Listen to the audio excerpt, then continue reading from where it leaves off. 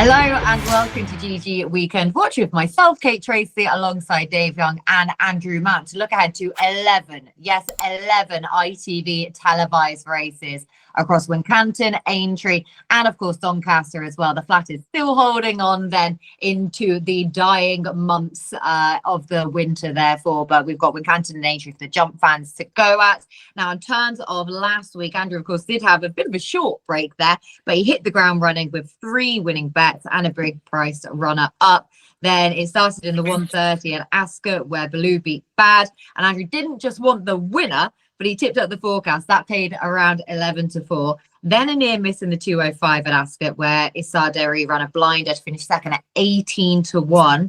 Next on Andrew's hit list was the 222 at Wetherby. Beacon Edge took the West Yorkshire Hurdle at 9-4 with Dave's Thunder Rock among the non-runners in that race, unfortunately. Andrew then fancied a quick trip across the Irish Sea to the Champion Chase at Down Royal, which saw Envoy Alen a 3-1 winner in regaining his crown. Then Dave threw in the token selection with Al Nalam in the 332 at Wetherby, who was narrowly denied at 12-1, but by his own admission in this Saturday to Forget with Brave Man's Game, toppled by the real whacker in the Charlie Hall, by far his strongest view from last week. And yeah, he'd be struggling to fancy Brave Man's Game now for the rest of the season after not being able to get the job done there. Right, 11 races to go, as I say, blended flat and jump still though, but we're going to start at Wincanton for the jumpers, 105, 109 even, funny time. Conditional jockeys, handicap chase, 0-130, 4-year-olds and over 2 mile 4. Andrew, who'd you like? Yeah, quite an interesting race. There's the 2 horses I want to be against. One of them is Duke of Luckley, who won at Southwell last time. He's got a poor record following a win, pulled up 6, beaten 35 lengths. And he does seem to be a Southwell expert and doesn't always carry that form to other tracks. And Killer Kane, he's a horse I put up as a lay win and place last time. Unfortunately, he sneaked third as the 3-1 favourite to stop us getting the sweets. He always needs at least 2 runs at the start of the season. And so he ran in early May, so officially this season, but I'm counting that as his final run last term. So his reappearance of his favourite at Kempton, a track he loves, he got beaten 5 lengths into third.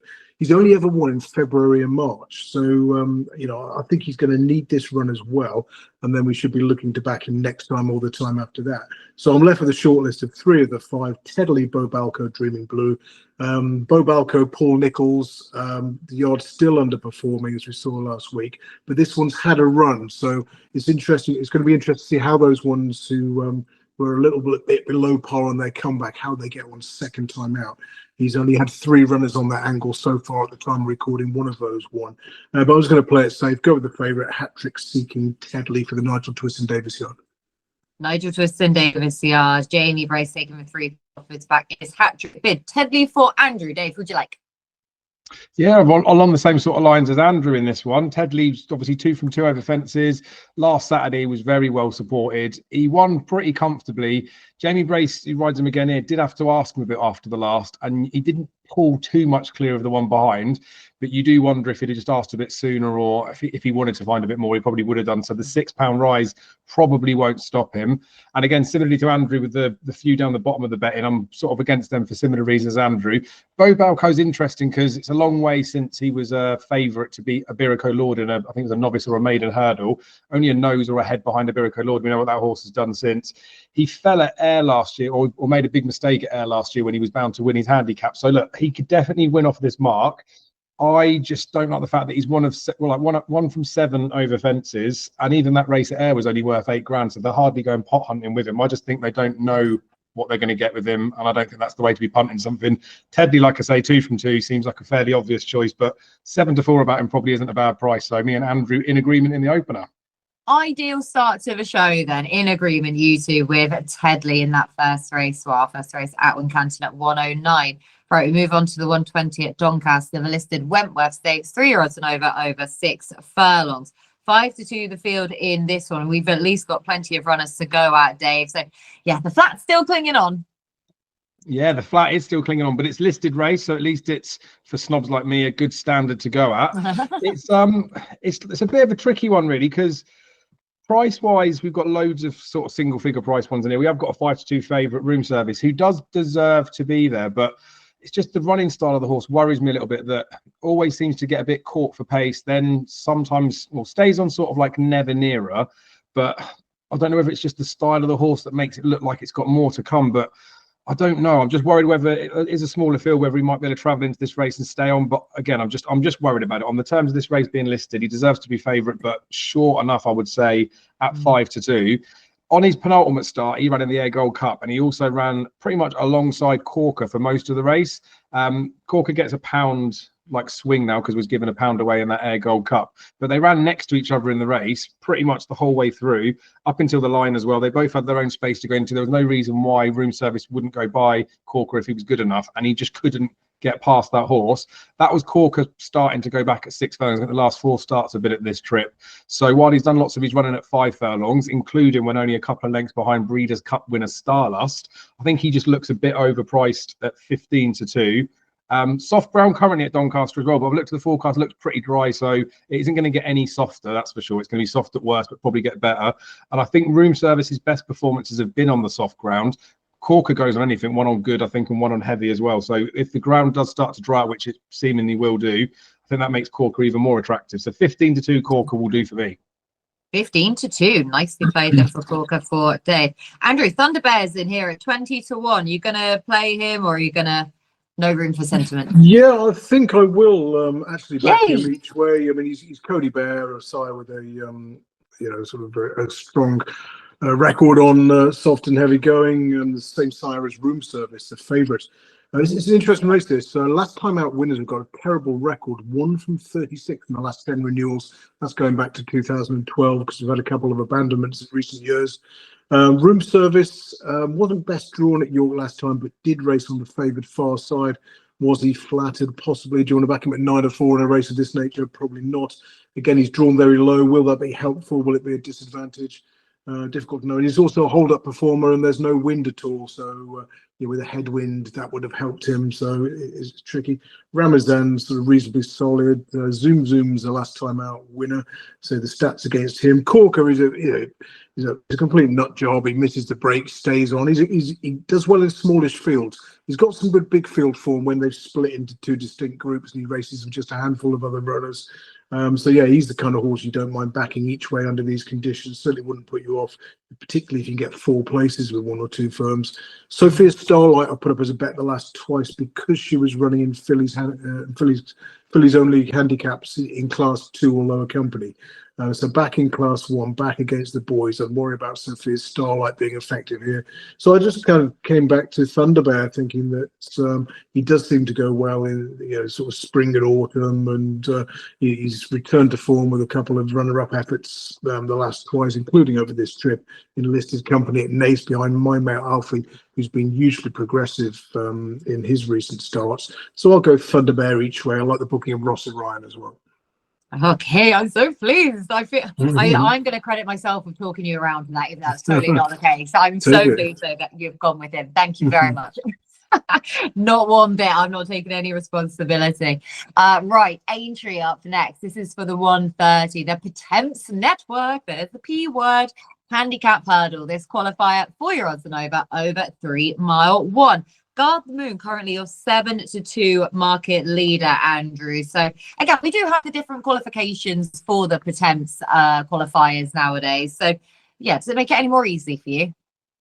Yeah, it seems this time of year we get one of these every week, and we often talk about those horses who are being sort of aimed at the final, might not be running entirely on their merits, and with a view to finishing, in the first few to qualify for the final. Whereas there are those that might be the older brigade in particular, to sort of willing to win this and just look targeting this as a prize. 13 grand for the winner connections, might be happy for that. They haven't got an eye on the future. Guard the Moon's been running well on a hat trick here. Wouldn't put you off, but I don't think I can be bothered around about 11-4. The one I'm drawn to is Bold Endeavour, an 8-year-old son of Fame and Glory. I've often waffled on about Fame and Glory's improving with age, usually from the age of 8. This is a horse I put up as an each-way bet on a few occasions. Was placed at Cheltenham at 50-1 last season, running 4th in the Potemps final. That was for Nicky Henderson. And if you could choose the ground, you'd go sort of good to firm on a right-handed track probably for this one. but he has got plenty of form this way around, say, including that per temps final 4th.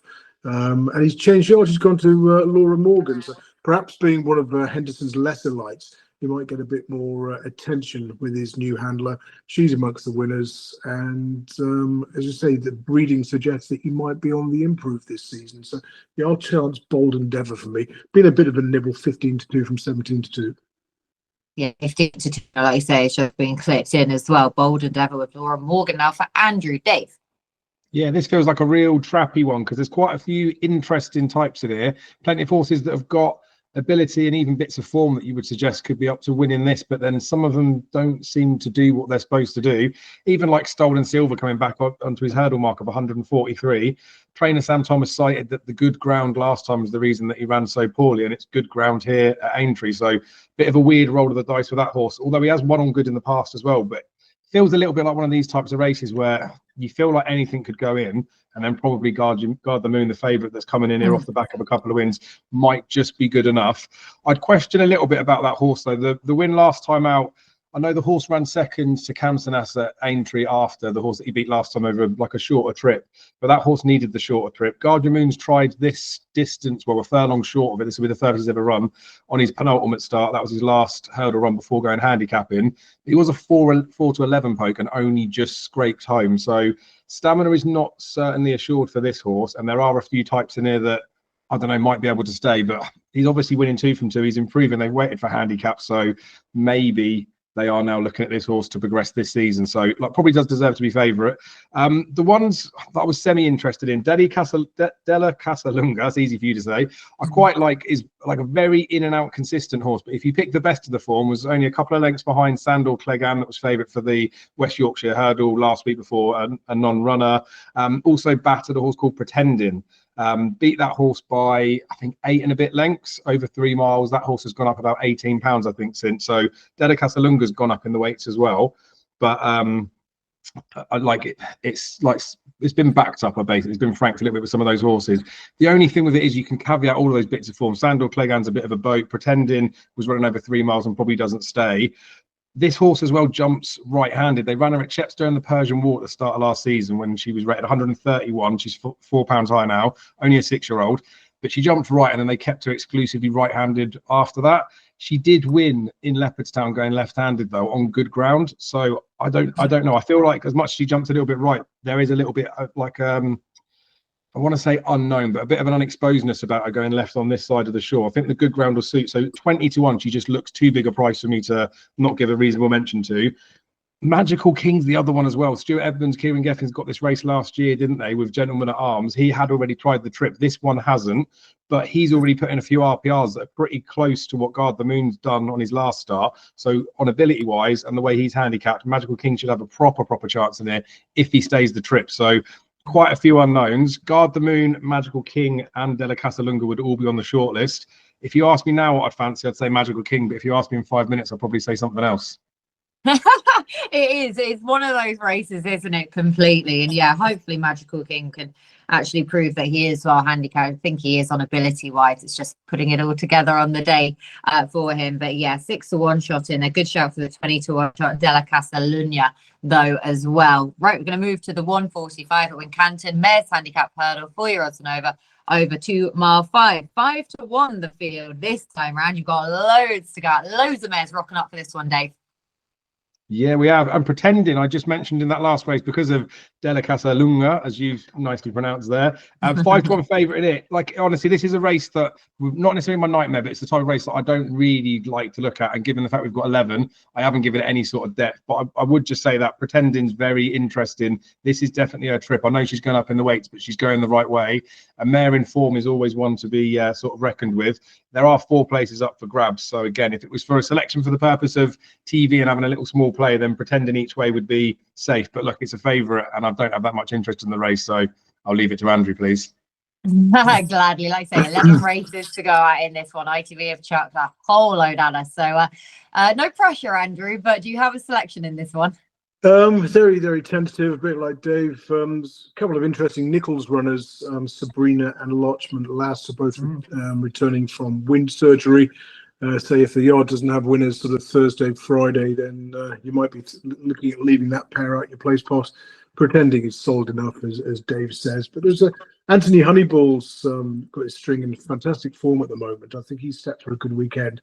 And just looking at the time of recording, like the last fortnight, he's had 9 runners. All 9 of them have made the frame, 3 of them winning.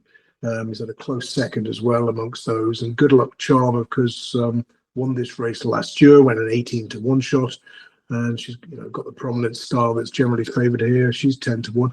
I wasn't totally against stablemate Pure Theatre at a much bigger price, around about 25s. And Porter in the Park, the Height of Fame was in with a chance as well for Kieran Burke. Got a good record in the West Country. Last 4 wins have come at here at Wincanton over course and distance, in a similar race at Exeter and a couple at Newton Abbot. So I'll go split stakes between the Height of Fame and last year's winner, Good Luck Charm, but it's very small stakes. I won't say the price of a lottery ticket divided by 2. But Divided by 2. That's the ballpark. That's where we're going. Yeah, you join the dots then together at home. With that one, that mare's handicap third at Wincanton. Right, 205 now at Aintree. This is a 0-130 handicap chase. 4-year-olds and over 2 miles. Imperial Saint for Hobson White, the detective agency, heading the betting in this one. So do the detectives win it, Andrew?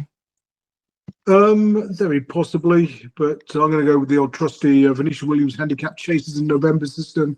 So I wrote a piece in my Mythbusters column for GG last week about Venetia Williams, and everyone regards the horses as they must have soft ground. It's not the case. They generally just go well at this time of year, and she's been unlucky in that a lot of them do like soft ground, and it's dried up recently. But she had Mortar at Ascot last week, and absolutely fine on the fast ground. So we can trust the trainer's judgment to run them if the ground is deemed suitable. So this century, handicap chases in November for Venetia Williams, 127 winners from 634 runners, 20% strike rate, huge profit of over £205 to a £1 level stake at SP. So I'm just going to be very boring. Side with a hat-trick seeking Hunter Legend around about the 7-2 mark. But that's Lady Venetia Williams and Charlie Deutsch taking the ride, second favourite. Dave, who'd you like? I quite like this race. Remember last year we had Jello going head-to-head with Master Chewy. Proper battle, that those two going at it. The ground was very different. How I would have loved it was this ground this time last year, and Master Chewy probably would have got his head in front. But I don't think it's as deep this year round. And we've only got to look at the fact that we've got like their Hunter Legend for Venetia Williams was one I started to try and make a bit of a case for. 111 rated chaser in there, a 7-year-old as well. So the depth's not really in here, is it? Imperial Saint last time was like very well backed as well. First time over fences, I think, for the yard. And there was a horse that ran in second, Petite Tonnerre, that was kind of well supported as well for JP McManus. An interesting horse that has to be ridden and delayed quite patiently, but didn't get the clearest of passages through. And I thought was a little bit of an unlucky loser, but is just that type of horse. But I watched it back a couple of times, and the first 3 did pull quite well clear of everything else.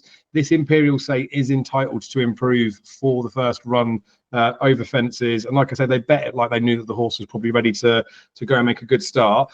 When I've mentioned Master Chewy, he went and won that novices limited handicap chase before he then came and ran in this race in the November meeting. So he's sort of following in his footsteps, although I do think this is an easier assignment. It's exactly the same ground. It's good ground again. It's 2 miles, which really seems to suit this Imperial Saint. Looked like he had bags of pace. And then when I did try and find a danger, the only one I could possibly see causing any sort of issue is the one that Andrew's put up, Andrew Legend.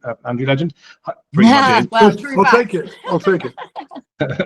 Hunter Legend, but I like 0 from 8, 12 runs under rules, but 0 from 8 at around about 2 miles. Was beaten in a handicap chase in November last season, so it would have busted the system last year as well. That was at 2 miles, and I know not all horses like for Venetia do need the soft ground, but I do wonder with the fact that this horse has won over further, that good ground is going to make this a little bit too quick. And again, I've touched on the fact that the horse is rated 111. And the winner from last time, Imperial Saint, is already rated 128, but looks more like a 130. He's probably going to be pushing 140's horse. So I just think that Imperial Saint's going to be much too good. 9-4 at the time of the recording looks a pretty fair price. I suspect this will go off sort of 6-4 or shorter. Okay, so expecting that price to short up. Obviously, it has done since the time of Dex, but now 94 at the time of recording. Imperial Saint up at Aintree, right back to Wincanton now. Now, this is for one of the feature races of the weekend. The Grade 2 Rising Stars Novices Chase 4-year-olds and over 2 mile 4. Now, again, we've got another small field for this one. We have known smaller for this race over the years, but 5 runners for you to go at, Dave, in this one. Which of these novices comes to the fore? Well, hopefully we'll be doing handstands after this race because, I mean, that's what I've got for that one. Handstands. There's nothing else you can really do with it, is there? No, but I think handstands is going to be probably one of the best British novice chasers this season. I really do believe that. Some good form last year. The Sydney Banks win last year was pretty decent. The run at Cheltenham behind Ballyburn, I mean, at the end of the day, anyone running behind Ballyburn is probably going to look quite inferior. But Ben Paulin just mentioned that it was probably one run too soon. Now, we get this phrase used all the time for horses, that anything they do over hurdles is a bonus. But this horse literally 12 months ago was running in a point-to-point. That was in October last year. Then with Ben Paulin, went to run at Hereford, then just started to notch up a few wins. And then it was probably just that. It was racecourse experience fitting in with the yard. And he did manage to go and achieve a listed hurdle win. He beat Django Bay, that was then second in the Grade 2 Premier Novice Hurdle, I think it is, one of the Scottish tracks, and then ran second to Katira in that Grade 3 handicap hurdle at Aintree. So the form of that Sydney Banks looks rock solid. And I know the Gallagher's race, where Ballyburn was just much better than everything else, potentially looks bad. But in the fact that we haven't got a horse like that in this sphere, I mean, handstands really should win this one. But obviously, we saw I got Brave Man's Game beat last week. I've just got Allegory to Vassy beat. She's gone off 1 to 4 because she could be anything, didn't run in there. So I'm probably not in the best of forms to be bullish. But if I was going to be my usual bullish self, it would definitely be handstands this weekend. The only other horse I think that could have any potential to get anywhere near him is Insurrection for Paul Nicholls. And I know Andrew's touched on the trainer form and the fact that the horses should or potentially could benefit from a run forward. But Insurrection won first time up last year. And whichever way we want to look at the stable formy stuff, I'm fine with how Paul's horses are running personally, because he had a winner at Ascot in a bumper. And I know from the number of runners, they are technically underperforming, which everyone knows that, like, they're not running so well. But I just think Insurrection, if it was going to be anywhere near the caliber of a handstands, it would have won first time up, or he would have won first time up. Handstands is a couple of years younger as well. I just think this horse is going to be very good. It opened up 11 to 4 when they redid this market at Final Decks. Currently a top price of 9 to 4, but mostly 2 to 1 everywhere. This is another one that I expect is significantly short, and this will go off shorter than 6 to 4, I imagine. But I do think that Handstands is going to be a proper chaser this season, so all eyes on him. At 9 to 4 at the time of recording, Handstands to get back to winning ways again over fences. Now, Andrew, how are you playing it? I think I'm going to take on 2 horses. One is Boomborn, because he's got the wrong running style. He's a hold-up horse, which is not what you need at Wincanton, particularly not in this race. In the last 10 renewals, 5 winners from 10 runners made all, and 5 others were prominent from a sample of 22. Those who were ridden patiently, 0 from 10. And chase debutants don't have the greatest record either, and that's 0 from 9 in the last 10 years. Not the biggest sample size, but it is a bit of a worry for Handstands, who's probably going to be sort of sat in 3rd or 4th maybe. And I just worry that you've got Soul Icon who can go forward, Insurrection who often makes the running. Glyn is, up in class, and he's a lot older than these, but he's going to be prominent as well. So I think you're sort of looking at probably Handstands sitting 3rd or 4th, Boomborn sitting in 5th. And I think both of those can be vulnerable for that reason. If you get behind here and you make one little mistake, that's it. It's game over. Handstands might well turn out to be much better than these in the future, but I think it could be a case of second beating 3/4 of a length, or if he hadn't made a Rick at the second last and been given too much to do, he would have won. Everyone's screaming on Twitter, and but finishing second. So I think I'll go Soul Icon. He's a fairly useful front runner, fairly solid, got some good speed figures, less doubts about him than everyone else. But it wasn't a sort of confident one for me. I think if I was going to have one play, I'd lay Boomborn win in place. Okay, that would be the main play, would be to lay Boomborn. But yeah, I was just trying to think. I was like, well, who is going to go forward? Surely it has to be Soul Icon, who will be the one to try and get on the front end of a pace, unless someone mixes it up and takes him on there. But yeah, chasing experience and that running style to suit Wincanton, Soul Icon as the win play. Right, back to Aintree now for the Grand Sefton handicap chaser over. The big spruces this time at 240, 6-year-olds and over 2 mile 5. 7-1 co-favourites of 3 in here, Andrew. So nice, easy one, but loads of these who have run over the fences before. So who took your fancy? Yeah, fascinating race. Not one I've done masses of work on, but you've got the usual angles. Venetia Williams, handicap chasers. That brings in Frero Bamboo, one of the favourites. Laura Morgan, who does so well with the chasers. You can just back them all blind, regardless of age, distance, going, what time of year they're running. This one's got plenty of previous as well. You look at his record over the Grand National fences at Aintree: third 40-1, third 10-1, second 15-2. Third 6-1. Those all came on sort of ground ranging from good to soft through to heavy, and so you could argue that sort of 2 miles 5 on good ground might be an insufficient test of stamina. But I think you've got to whack Percussion in your place spot. I'll probably do him in an each way double as well with Bold Endeavour, the other Laura Morgan horse I liked in the Per Terms qualifier. But I think I'm going to come down on the side of King Turgeon for David Pipe. Now I put this one up as a bet in my column for GG, based on the fact that he was a David Pipe early season chaser returning from a break, and he's got a fantastic record. I think at the time of writing, at the time of sort of tipping that one, it was 5 from 5 in October with Pipe's break returners. So chasers had been off the track for 150 days or longer. He won by 10 lengths. He was absolutely cruising throughout. The running market was fascinating because he shortened up when he led. But then when one of his rivals wanted to take him on, he sort of dropped back into sort of second, third. The market overreacted. He went a much bigger price. But he was always cruising, and Harry Cobden was just very, very confident to sort of sit there and let the others sort of fight it out. Came through cruising to win by 10 lengths. So that was his first run after a wind operation. Pipe's got a fantastic record with first-time wind-up winners when they bid to follow up. And I just thought, even though they whacked him up £11, that was probably woefully insufficient given the ease of that Chepstow win. So I know he's down in trip, but I was just so taken with that performance that I thought he might be able to follow up. So he's sort of running under a penalty. So he's sort of a few pounds well in. So I'll go King Turgeon here, but I think Percussion will run a big race as well.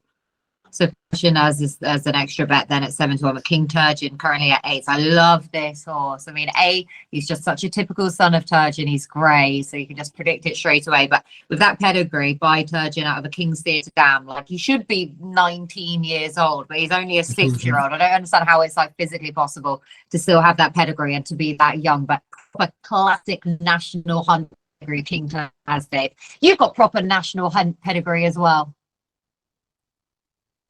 Oh, thank you very much. Oh, there you go. that was a nice tee up for you and just completely ignored me. Sound.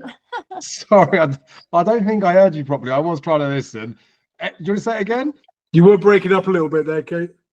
Oh, okay, right. The compliment's gone now. Time for the compliment's gone. No, just carry on. I think you called Dave. You get called Dave Hunt or something like that. Well, anyway, don't listen to Dave. It's a good race, isn't it? Like you said, we've got the mix of the flat, the jumps, and we've got obviously a couple of big meetings and some big races. This is a race that sort of catches quite a few people in their interest because obviously we've got the national fences. I just need to get a little bit out of my system, I'm afraid, because I picked up Percussion for the race last year, and Guestkill, all of his Christmases came at once, didn't they? They hammered him in the betting, and then he had a loose horse to tow him to the line. I still think if he hadn't have had the loose horse to tow him, Percussion would have gone in front because we know what Guestkill can be like, but clearly was the better horse last year. Like Andrew said, one for the place spot. Percussion at 7-1 with probably 4 places up for grabs with firms. Just looks a real safe each way play. All for the fact that Percussion hasn't won for I think since 2022 maybe. Frero Bamboo is £4 better off for coming a couple of lengths behind last year. I don't know if that'll make enough of a difference to see the horse get the better of Percussion this time round. Adam Wedge is on this year. He rode it a couple of years ago, Percussion, didn't he? And he's quite like tentative with the horses, so that might help nurse the one into the race. So Percussion's definitely one in there. The one that I think's semi-interesting is Adalco Bihu for Nigel Twiston-Davies and Sam Twiston-Davies. It's a horse that's looked on occasions like he's got loads of ability, and then just never really shown it. Occasionally, like there's been one run where he won last season over fences where we thought, oh, okay, finally the penny's dropped and he's going to be okay, and then he's just been bad since. So I wonder whether like the change of the type of fences will make a difference. He is only a 6-year-old, so it's way too early to be writing him off. He's only had 9 races under rules, but it is a bit like when a horse gets headgear for the first time. You could either look at it and think, oh, this is definitely going to make a difference, or you could look at them trying fences like this and think maybe they're just chancing their arm a little bit. It'd be interesting to see how the market reacts, because you touched on the 3-7-1 sort of co-favourites towards the head of the market. Bet365 are all over the shop. They've got this horse as 13-2, but it's as big as 14-1 somewhere else. So obviously recording this and talk about it on Thursday, if there was market support for Adalco Bihu, I would say that that would be very notable. Like I say, Geskill was very well backed in the race last year, but for the purpose of safety and for the purpose of a horse I'm sure will run in the places, Percussion is the selection. Percussion then for you, and yeah, still a nice price, so at 7-1, and Andrew did sort of side with him then as the second selection in that race as well. Right, Wincanton for the Grade 2 Elite Hurdle comes up at 255, 4-year-olds and over a mile 7. Rubo is back for more in here, but we're only left with 3 runners because Forever William is already a non. So you've got Rubo, Brentford Hope, and Aspire Tower to go out for this Grade 2, Dave.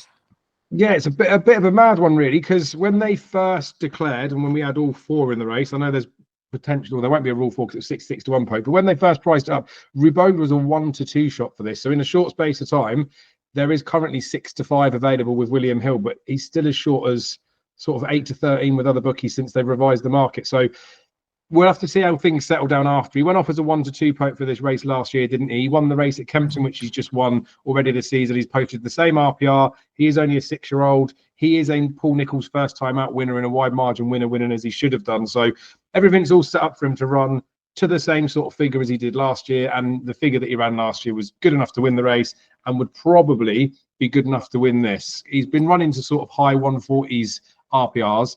The fact that he is 6 and the fact that he could potentially progress from that Kempton run means he could actually be like a worthy sort of 1-2 poke in here. But the fact that there's the price about him and the fact that, I don't know, he might end up being a bigger price. I didn't think he'd even be a potential bet option. I thought he'd be long odds on, but he might be if he goes odds against. Brentford Hope was behind Rubode a long time ago, and there's bits of form in there that tie in with between the 2 horses. I think it's with I can't remember the name of the horse. It's a handicap horse they ran between Hansard, I think it was. But there's lines of form in there to say that although Brentford Hope did progress last year through handicaps and does look a bit of a better horse now, he's a year older, and I don't think he's going to be better than Rubode now. So while there's 6-4 shortest price for him and 6-5 as for Rubode, I think there should be a much bigger gap between the 2 of them. Aspire Tower was very interesting. Last year, had a bit of a campaign over fences. That was after a 900 and something day absence from the track. We know the horse was very good as a juvenile. He hasn't run anywhere near like the RPRs that he did back then, but he was like doing 150s, 160s. But when he did win last time, which would have been a nice confidence booster, he was only with an RPR of 130. So he's like a stone plus behind what he needs to beat Rubode. And I know Rubode's given a bit of weight away, but I couldn't see past him. But when I wrote all this up, I was thinking, I can't see him getting beat. He's too short to tip up. But the fact that 6-5 is available, I think if there's odds against about Rubode, I'd be tempted to bet him. So I'll put him up, Rubode. Yeah, like I say, just a shade of odds against there at 6-5 to go back and do what he did last year in this race to retain, I should say, actually, his crown. Andrew.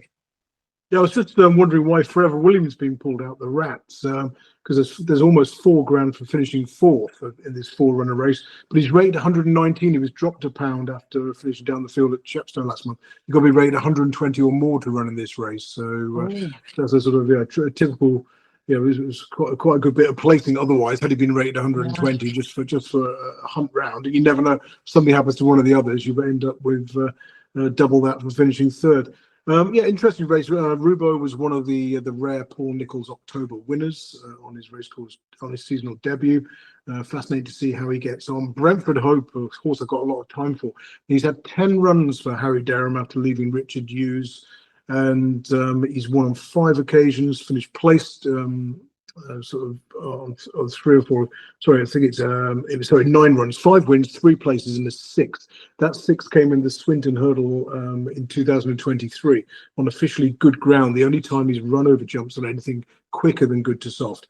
And last season, Dan Scanlon said Harry Derry said he wasn't going to go for that race again because the ground was too fast last year when he when he disappointed as the favourite for that race. So you'd think Wincanton good ground, with a dry forecast for the next couple of days, it's not going to suit Brentford Hope. And also, his top 4 RPRs, his Racing Post ratings, have come in the spring. 7 of his best 9 Racing Post ratings have also come in the spring. So you just wonder on ground quicker than ideal. Whether he's going to be up against it. Aspire Tower is half interesting. He's got a good record at this time of year. Over hurdles in October to December, 4 wins, a second, third, and fourth from 7 starts. So he ended that 4-year losing run at Punchestown last month, but did jump out to his left. Although, like Dave said, he's off for a long time as well. So, but yeah, I mean, what do we know about Irish trainers coming over here and running against us? They do well, don't they? And so I'm thinking, if I'm against Brentford Hope and there's still a niggle over the form of the Paul Nicholls yard, despite Rubo's reappearance win, I've got to go Aspire Tower here, and hope if he does jump out to his left, it doesn't affect him like doesn't compromise his chances like it didn't at right-handed Punchestown last time. So yeah, good race for the place spot as well. Stick all 3 and maybe have a lean up with Aspire Tower. Yeah, like I say, for your place spot part, this is just kind of a pass race, isn't it? You just stick them all in and then go with it. But Aspire Tower 13-2. When do you ever see a Henry de Bromhead horse over here as the outsider? It's only the outsider of 3, but still the outsider of the field. Right, the 310 at Doncaster is the Fillies Stakes listed contest, 3-year-olds and over 10 furlongs. Andrew, back to the flat. Yeah, this is an interesting race. Favourite's got a poor record. Including joint or co-favourites, 0 from 11 in the last 10 renewals. That's going back to 2012 because of a couple of abandonments. And those who started favourite in their prep race are 0 from 26. Now, it also tends to go to a horse who's running fairly fresh, been off the track for more than 3 weeks, and only had 1 or 2 runs within the last 3 months. Unfortunately, a lot of the horses prominent at the betting qualified, Danielle, Diamond Rain. But I was looking at Estrange as a potentially interesting one here. Only had 2 runs.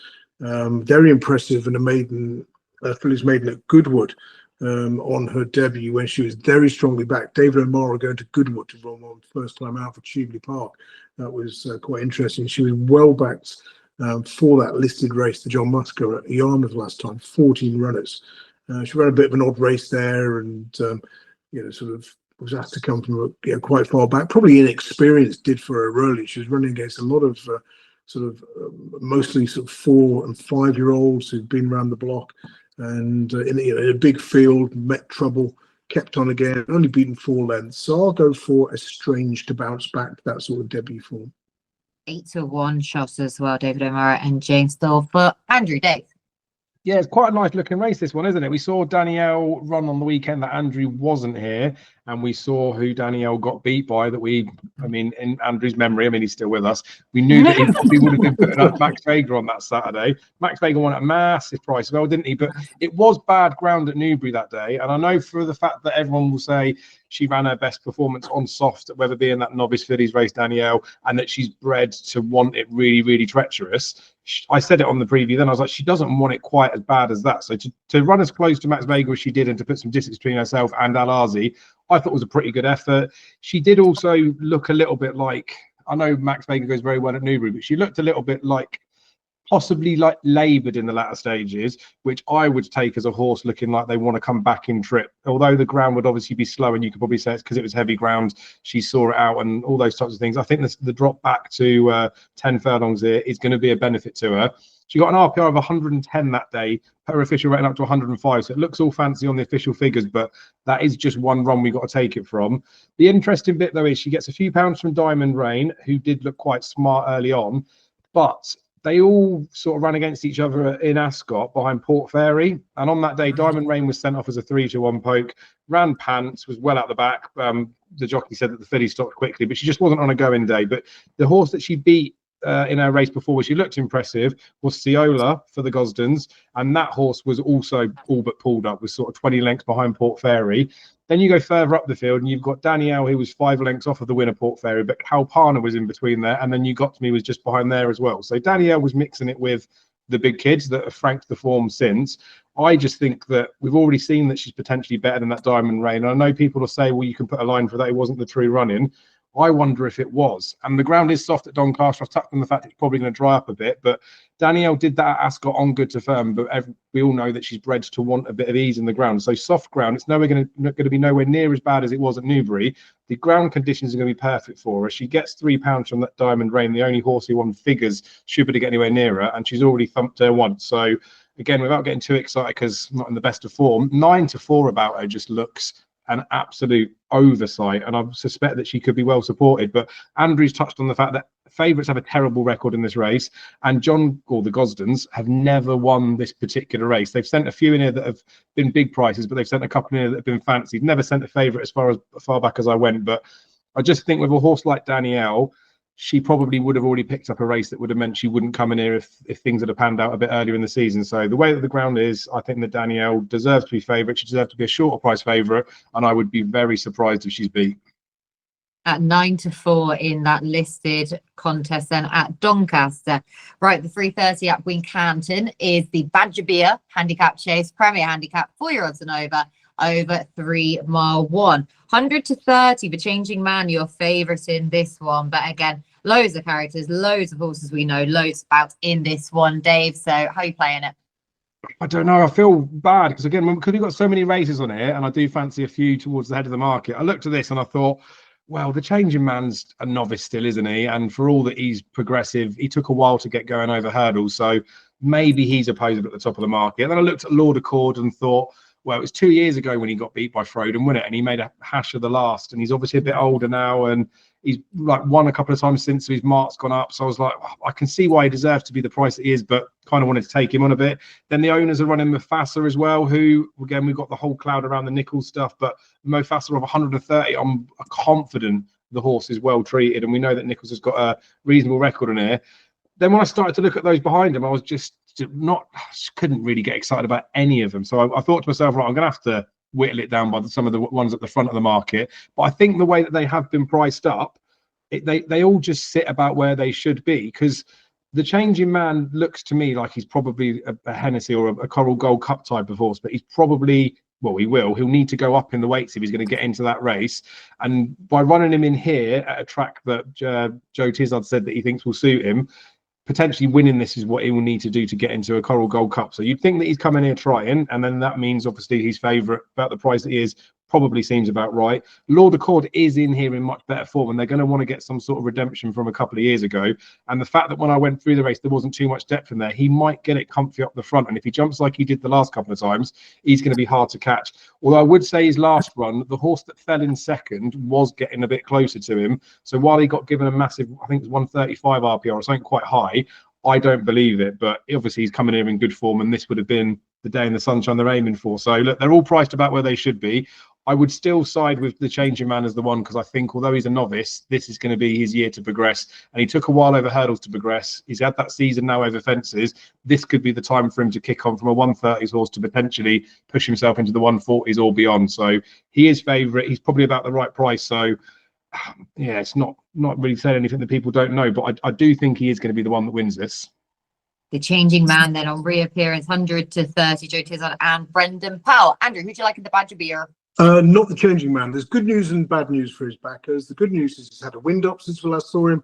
That's a positive for the Tizard yard. 17 winners from 104 in handicaps. Profit of £55.88. However, what do we know about the Changing Man? He's only ever won left-handed. He's 2 runs at Wincanton over hurdles. Prominent jumped badly left first. 10 to 1, beaten 27 lengths in 5th. Next time out, 10 to 1 again. What happens? Midfield jumps slightly left and not fluent. Beaten 44 lengths. So how Joe Tizard thinks he's going to like Wincanton, he's absolutely talking out of his what's there, I think. Now, he'll like the ground. He's had a wind up, but of course the running style as well is also a concern.